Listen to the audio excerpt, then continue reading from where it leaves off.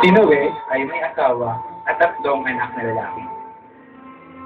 Ang pangalan ng kanyang mga anak ay Sem, Ham at Jabez. Bawat isa sa mga ito ay may asawa. Kaya 8 silang lahat sa pamilya ni Noe. Sinabi ng Diyos kay Noe na magtatayo siya ng malaking daong.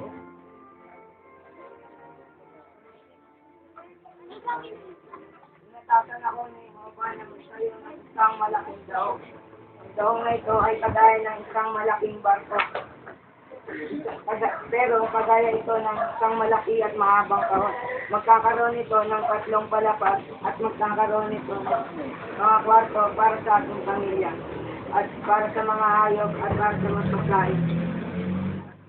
Sinabi ni Jehovah, gagawa ko ng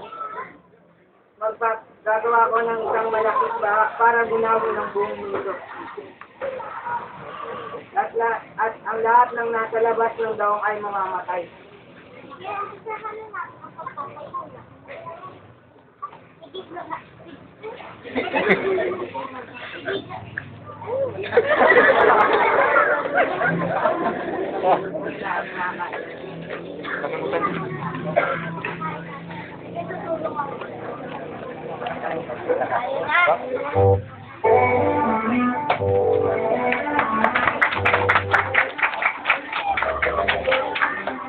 Si Noe at ang kanyang mga anak ay sumunod kay Jehovah at inumpisahan ang pagtatayo.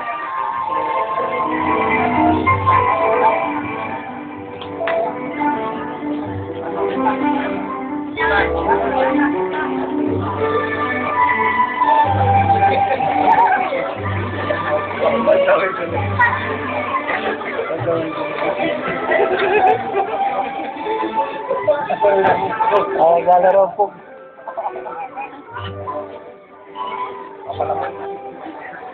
Pero, pinagtawanan sila ng mga tao. Walang naniwala kay Noe nang sabihin niya kung ano ang gagawin ng Diyos.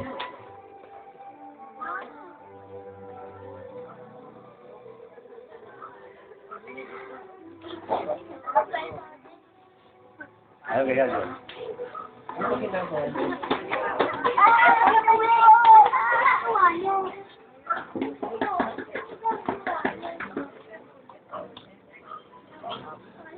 Papakawala si Jehovah ng isang malaking baha para gunawin ng buong mundo. Lahat ng nasa labas ng daong ay mamamatay. Hindi ko nga ako sa nakulan ba natin. Hindi ako naniniwala. Makaalis ka nga rito.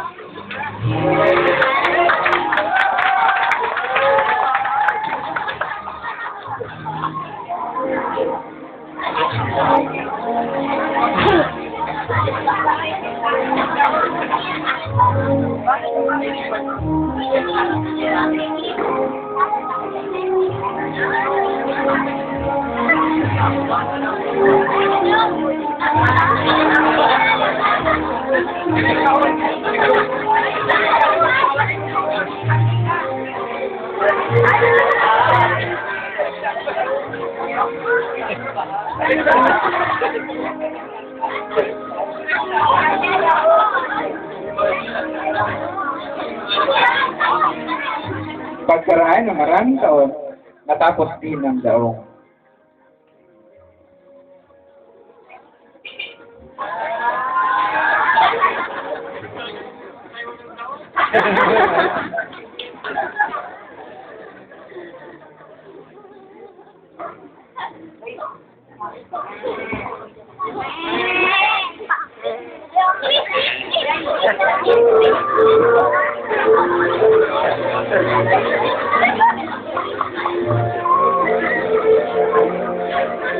At patuloy na sumunod si Jehovah at ang kanyang pamilya kay Noe.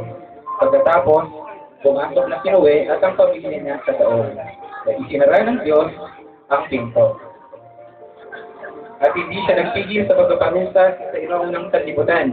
Hindi niligtas ni Jehovah si Noe, isang mga aral ng katuwiran, kasama ng 7 iba pa na magpasapit siya ng dilubyo sa isang sanlibutan ng mga taong hindi makadiyos.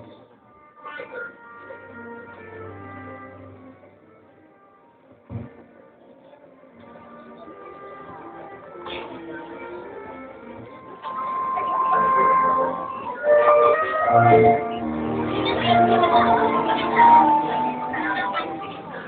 na. Yung nagtatapos ang kanila.